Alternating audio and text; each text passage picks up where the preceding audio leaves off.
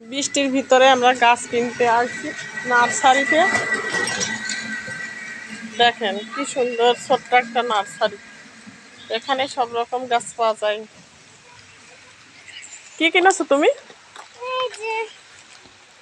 খাওয়ার জন্য মা মেয়ে মিলে দুইজন চলে আসছি নার্সারিতে গাছ কিনতে। এই গাছ কি বিক্রি হয়? এই যে এইগুলা কত করে? এই যে এই পাশে এই বৃষ্টির বাজ যাচ্ছি, এমনি শুনছি।